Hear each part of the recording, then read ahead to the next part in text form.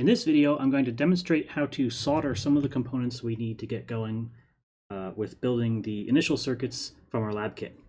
We're going to solder the 3.3 volt step up, step down voltage regulator, the micro B USB connector board, and the CP2104 USB to UART, calls it the friend. So let's pop one of these guys open and see what we're dealing with. We'll start with the micro USB breakout board. So a USB cable has 4 wires in it, 2 for power and ground, and 2 for data. In this class, we won't be using the data at all. We're just trying to get power from our computer. Let's see if I can do an extreme zoom on this. Okay, so the USB breakout from left to right is a ground pin. An ID pin. ID pin is used by the microcontroller to determine if a cable's plugged in or not plugged in. Then D plus and D minus, those are the data pins. And then V bus, that's a pin that outputs 5 volts and up to 250 milliamps. The reason why we even need to do any soldering here is that so many components these days don't come in a breadboardable fashion. This micro USB connector is a surface mount component. It doesn't have legs that fit in a breadboard. Instead, it only has legs that don't go into holes at all. They just get soldered to the surface of this printed circuit board. So this little board we call a breakout board because it's just taking pins that aren't accessible and breaking them out to make them accessible at 0.1 inch spacing, which is what the spacing of these header pins and the breadboard is. So when we look at these, this other piece that came in the bag, these are the male header pins that we're going to solder in. And you can see that there's a long side and a short side. The short side always goes into the printed circuit board, and the long side is left to be able to plug into the breadboard. Notice that because there's one row and it's a thin printed circuit board, we could accidentally solder this in so that it's not perpendicular. So we have to take care when soldering to make sure that it's perpendicular. This printed circuit board is green. A lot of the PCBs that you'll see are green or blue or red. The color of that paint is called a mask, and a mask is made of a solder-phobic material. So solder does not want to stick to any of the green surfaces here, or the white surfaces. That's just some white print. Instead, it only wants to stick to the silver things. So the silver things are the conductors. They're actually pre-soldered, so there's a little bit of solder on them. That's why they look like solder. And when we're soldering, the green gap between these pins is going to help us because if we accidentally add too much solder, it won't try to jump across that bridge and short because the green is solder phobic. Occasionally, you'll get a breakout board that doesn't have solder mask on it for some reason, then you have to be a little bit more careful. Okay, so how are we going to solder this thing? I like to do the soldering actually in the breadboard because the breadboard will act as a jig to hold the components and make sure that they're at least a little bit perpendicular. So I'm going to take my header pins and stick them somewhere in my breadboard. It doesn't really matter where, we're not building the circuit yet. We're just using this as a jig to hold everything together. And then I will put the printed circuit board on, and notice that immediately it falls over. So we're going to have to somehow hold this thing as we solder it to make sure that it's perpendicular. Focus for you.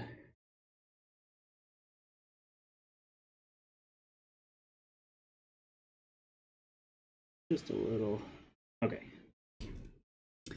So if I let go, it falls and it won't be quite perpendicular. So we're going to worry about that in a second. Let's talk about the process of soldering. Here's a roll of solder. We have solder on the lab benches in the Mechatronics lab. It's not necessary to cut off any excess solder, just kind of reel it out, and then when you're done, reel it back in. This solder is lead-based, so this is the not healthy kind of solder. After touching it, you want to wash your hands. Don't eat because you'll have maybe some lead residue on your hand.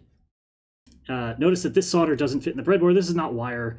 This is only material that we're going to try to melt to make the electrical connection between 2 conductors.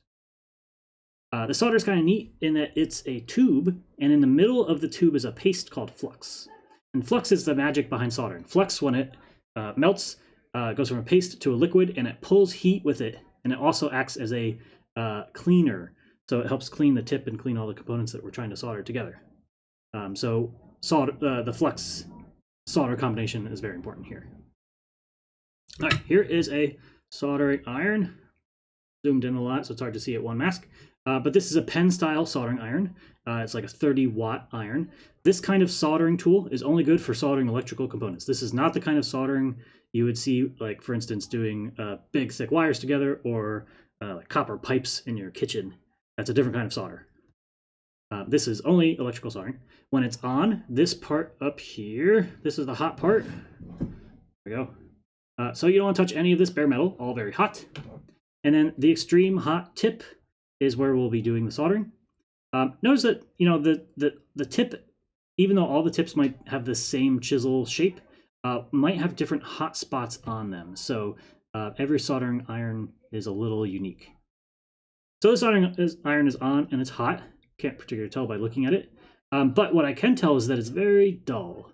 The color is dull because hot metal oxidizes.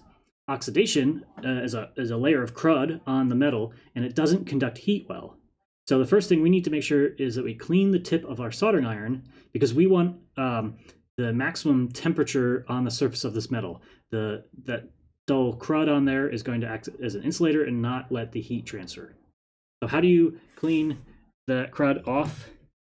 We're going to use the base, where we store our soldering iron. Sometimes they have sponges, but sponges have to get wet, and that's annoying. I actually like the bristle pad that comes in here. So we'll just kind of scrape our soldering iron on the bristle pad, and it should get shiny after we scrape the oxidation off. If it doesn't, we can add some solder to the tip of our iron, like this. It'll melt if you find eventually a hot spot. The flux will help remove the oxidation so that when I scrape it again, it gets even shinier. So if you find a particularly bad soldering iron, just keep adding solder, and the flux will help melt off all of the oxidation as you scrape it away. Okay, so that's a nice, shiny, hot soldering iron. Put that away. Okay, so let's solder this component. Soldering is all about heat transfer. So if we could get the pin in this male header pin and the circle of metal in the printed circuit board to both be the temperature at which solder melts, and I just touched the solder to those two pieces of metal, the solder would melt and it would flow and wick its way in between all the nooks and crannies between the pin and the circle, and we'd make a solid electrical contact. So the job of the soldering iron is to transfer the heat from the tip of the iron to both the pin and the circle to make them hot. So I'm going to try to hold the iron on both the circle and the pin like this. And okay, so I'm left-handed, so you're probably doing it opposite of how I'm doing it, but it doesn't really matter. Now this is a chisel style soldering iron, so there's kind of a pointy cone part and then flat part. So I'm trying to hold the flat part on the pin and the round part on the circle. And the only way I know that it's hot enough is that if I touch the solder to the other side of the metal, if it melts, and we see a little smoke there, that's the flux burning off, that it's hot enough. Now, notice as soon as I let go of the printed circuit board, which was kind of holding down with my soldering iron, it fell, and now it's not soldered perpendicular anymore. So before I solder the rest of the pins, I want to fix that. So now what I'm going to do is I'm going to reheat that joint, and I'm going to hold the printed circuit board with my fingers, trying not to touch any hot metal, and I'm going to hold it while it cools, and now it's perpendicular. Now I can go and I can solder the rest of the pins. So remember, it's use the iron touching both pieces of metal that you're trying to get hot enough so that when you touch not the iron, but those pieces of metal with the solder melts and it flows in. And we're trying to get a nice fillet shape, a nice volcano shape of solder around the pin. If I add too much, here's me just adding way too much solder. Notice I just got a big fat solder connection. It did not bridge the gap because the solder mask, the green paint, is solder phobic, and it's really just clumping up the solder onto the pin. It also left a little bit of extra solder on the tip, which I could clean off by scraping on my Brillo pad again. Now, sometimes you'll try to solder a pin and it doesn't solder nearly as fast as the rest. So for instance, this ground pin at the top, sometimes the ground pins are connected to ground planes on our printed circuit board, which means it's basically a giant heatsink. A ground connection or any other pin that for some reason is connected to a lot more metal than other pins will take much longer to heat. So if I just touch that ground pin and now I'm tapping the pin, the solder's not melting because the heat isn't transferring very quickly into my ground connection. And so it's going to take a lot longer for me to heat, but eventually it will, and I'll be able to melt my solder. One trick to make the heat transfer faster is to add a little solder to the tip of your soldering iron. And I've got a bubble of solder on my soldering iron. That bubble, when it touches the pin and the circle that I'm trying to heat up, will make a lot more surface area contact with those two pieces of metal. The heat will transfer way faster, and now it's almost instantly ready for me to solder. So basically, when I clean the tip of my iron, there's no more solder on it. It's just a dry piece of metal that's very hot. And when I touch it to two more pieces of metal, if I don't make very good surface area contact with that metal, the heat doesn't transfer from the iron into that metal. So it takes a lot longer for that metal to heat, and it will take a lot longer for me to solder. This particular pin doesn't have a lot of thermal mass to it. There's not a lot of metal attached to it, so it still heats up fast. So what you'll see a lot of times when people are soldering is they'll add a little solder to the tip. They'll get that bubble. They'll use that bubble to heat up the pins a lot faster. But what it sometimes looks like to people is that you're adding solder to the tip and then you're applying the solder that's on the tip to the pins, like it's glue. The solder that's on that tip is never really going to leave that tip ever again. It doesn't really want to get sucked off of the tip onto here. The solder that's on that tip is a hot bubble that's used to conduct heat from there to the things you're trying to solder. Okay, let's solder something else. Let's look at the step up, step down voltage regulator. So the voltage that comes from the USB cable is 5 volts, but most of our components that we'll be working with are 3.3 volts. So we need to turn 3.3 volts into 5 volts. This is a chip that will do that, and I'll have another video on voltage regulators. This one obviously is really complicated. There's an actual really tiny IC in there, lots of capacitors, there's an inductor. So complicated. It's got 4 pins, V out, V in, ground, and shutdown. We're going to ignore shutdown, and basically we'll put 5 volts on V in and ground to ground, and V out will be 3.3 volts. It comes with 2 different versions of header pins, a straight header pin and a right angle header pin.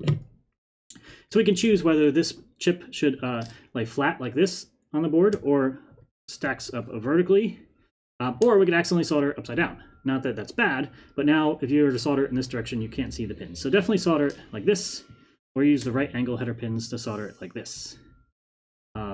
This way is not as space efficient, but it's easier to see. So I'm going to solder it like this. I'm going to take my header pins and stick them in my breadboard, act as a jig. I'll save my right angle header pins for some other project. Put this guy on top. This one we'll again want to make sure when we solder it, it lays flat. This one's going to have a big ground plane attached to it, so I expect the ground plane, the ground pin, to take longer to solder. So I'll add a little solder to the tip, and I'll hold it against the shutdown pin and the shutdown circle. And now if I try to grab this with my finger to make sure it doesn't fall like that, I don't know what of these pins might get hot. So I'm going to actually hold it down with the solder while it cools. Okay, now it's soldered perpendicular. And then I'll do the V in pin, and then I'll do the V out pin. These ones are taking a little bit longer to heat up versus this connector over here, because this connector doesn't have anything attached to it, really, just wires going to this connector. There's all kinds of circuit stuff in here, so the wires are going places and there's a lot of thermal mass. Now the ground should be the longest, because you could even see the dark green here has no ground under it. The light green here, this is all big ground plane. So when I go to heat up that ground pin, it takes just a little bit more effort to solder. Okay, so that's my regulator. The last chip we're going to do is this USB to UART converter. What we need here is the ability to communicate over USB to our computer from the PIC. We're not going to use the USB capability of the PIC because it's a little more complicated than we need to get into. So we'll use this adapter from UART to USB. They put a lot of stuff on here, and they gave us a couple different options for soldering into our board.